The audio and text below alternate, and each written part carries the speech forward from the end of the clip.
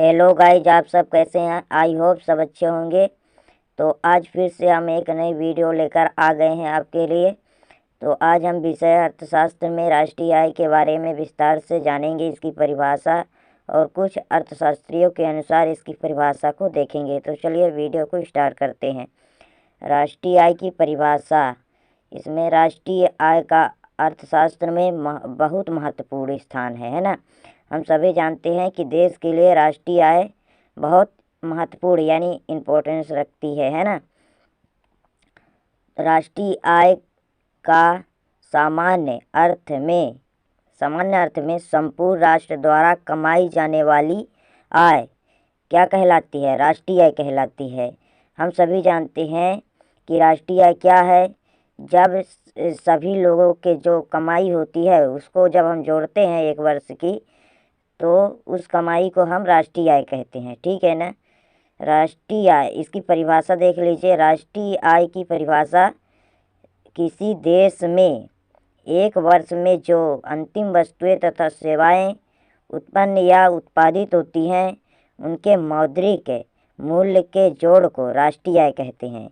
ये यहाँ पर देखिए क्या बोल रहा है। किसी देश में एक वर्ष में जो अंतिम वस्तुएं तथा सेवाएं उत्पादित होती हैं उनके मौद्रिक मूल्य के जोड़ को, जब हम उसको मौद्रिक मूल्य जोड़ते हैं यानी रुपए के रूप में जब हम जोड़ते हैं तो उसको हम क्या बोलते हैं? राष्ट्रीय आय बोलते हैं।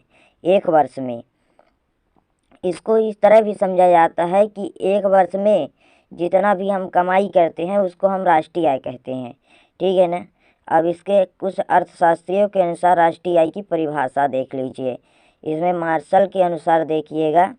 मार्शल के अनुसार किसी देश के श्रम एवं पूंजी द्वारा प्राकृतिक साधनों के सहयोग से प्रतिवर्ष भौतिक और अभौतिक वस्तुओं और सेवाओं का जो शुद्ध उत्पादन होता है उसके योग को राष्ट्रीय आय कहते हैं।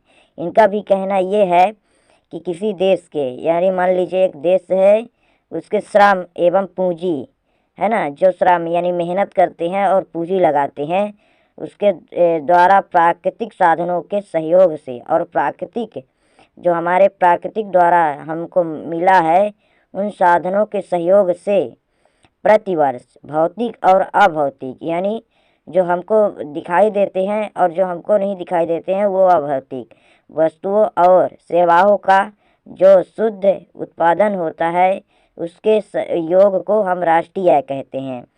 तो ये हुई इनके अनुसार, मार्शल के अनुसार। और अनेक अर्थशास्त्री हैं जो राष्ट्रीय आय की परिभाषा दिए हैं, लेकिन इतना ही आपके लिए काफ़ी है अगर याद कर लेंगे तो। Okay, thank you.